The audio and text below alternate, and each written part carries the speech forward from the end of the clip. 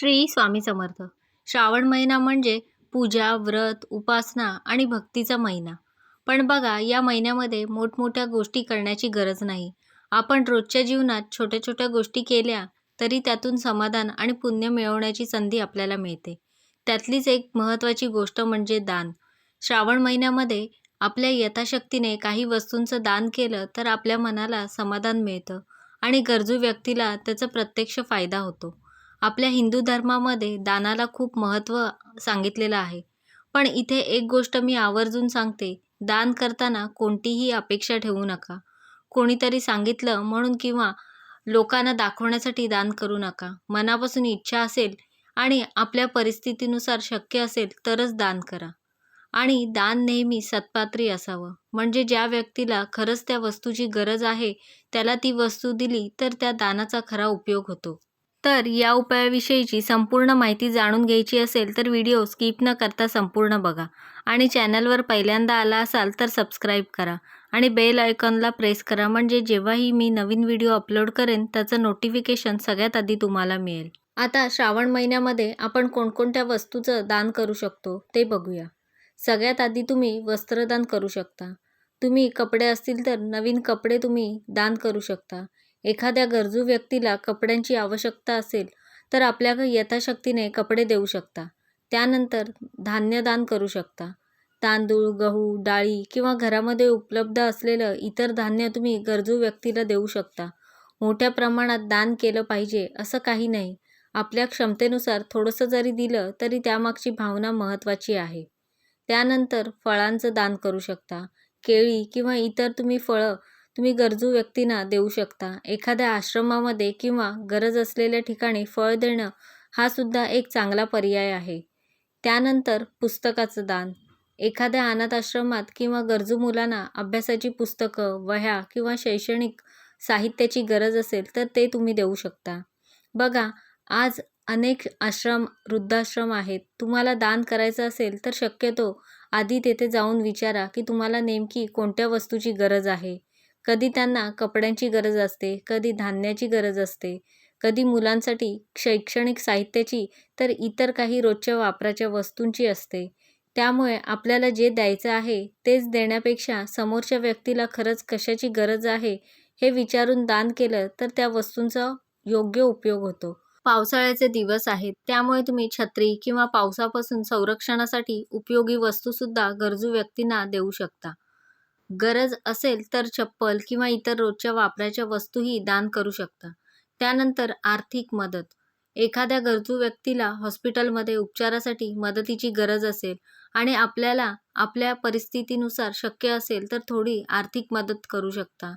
पण इथेही एकच गोष्ट, आपल्या यथाशक्तीने. दान करण्यासाठी स्वतःवर आर्थिक ओझं घेण्याची अजिबात गरज नाही. आता बघा, दान करण्यासाठी नेहमी मोठी रक्कम किंवा महागडी वस्तूच असली पाहिजे असं नाही. कधीकधी एखाद्या भुकेल्या व्यक्तीला अन्नदान देणं, पाण्याची बाटली देणं किंवा एखाद्या गरजू मुलाला खाण्यासाठी छोटंसं पाकीट देणं हे सुद्धा माणुसकीचं काम आहे. आम्हीही गाडीमध्ये कधीकधी बिस्किटे, छोटे पुडे किंवा पाण्याच्या बाटल्या ठेवतो. सिग्नलला एखादी गरजू व्यक्ती किंवा लहान मुलं दिसली तर आपल्या मनाला योग्य वाटलं तर आपण ते देऊ शकतो. म्हणजे दान करण्यासाठी ठराविक एकच पद्धत असते असं नाही. आपल्या मनात भावना असली आणि समोरच्या व्यक्तीला त्याची खरंच गरज असेल तर आपण त्या आपल्या परीने मदत करू शकतो.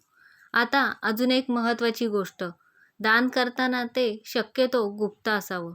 म्हणजे आपण कोणालाही काही दिलं आणि लगेच सगळ्यांना सांगत बसायचं, मी हे दान केलं, मी ते दान केलं, असं करण्याची गरज नाही.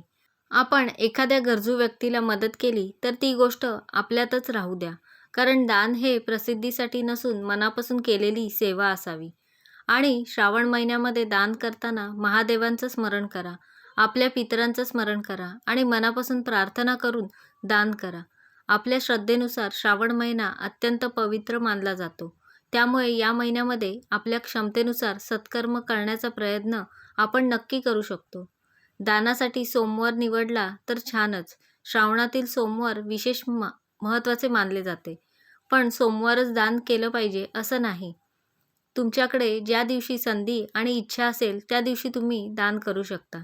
सगळ्यात महत्त्वाचं म्हणजे दान करताना मनामध्ये अहंकार नसावा आणि कोणतीही अपेक्षा नसावी. मी दान केलं म्हणजे मला एवढं मिळालं पाहिजे अशी अपेक्षा ठेवू नका. मनापासून करा आणि समोरच्या व्यक्तीच्या उपयोगी पडलं याचं समाधान मनात ठेवा.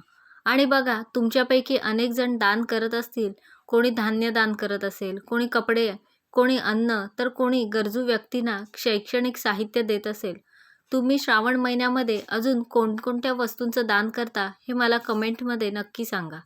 कारण तुमच्या एका कमेंटमधून दुसऱ्या व्यक्तीलाही एखादी चांगली कल्पना मिळू शकते आणि त्यातून एखाद्या गरजू व्यक्तीला मदत होऊ शकते. म्हणूनच श्रावण महिन्याचा जास्तीत जास्त चांगल्या कामांसाठी उपयोग करून घेऊया. पूजा, जप, उपासना यासोबतच एखाद्या गरजू व्यक्तीला त्याच्या चेहऱ्यावर हसू आणता आलं, कोणाची अडचण थोडी कमी करता आली, कोणाला अन्न देता आलं किंवा कोणाला आवश्यक वस्तू देता आली, तर त्यातून मिळणारं समाधान खूप मोठं असतं. आपल्या श्रद्धेनुसार महादेवांचा आशीर्वाद आणि पितरांचे आशीर्वाद आपल्या कुटुंबावर सदैव राहावेत. आपल्या आयुष्यात सुख, शांती आणि समाधान नांदावं हीच महादेवांच्या चरणी प्रार्थना. तर अशा प्रकारे मी तुम्हाला संपूर्ण माहिती देण्याचा प्रयत्न केला आहे. कसा वाटला तुम्हाला आजचा व्हिडिओ मला नक्की सांगा. आवडला असेल तर लाईक करा, जास्तीत जास्त लोकांपर्यंत शेअर करा आणि असे छान छान व्हिडिओ पाहण्यासाठी आजच आपल्या स्वामी माझे गुरु या चॅनलला सबस्क्राईब करा. धन्यवाद.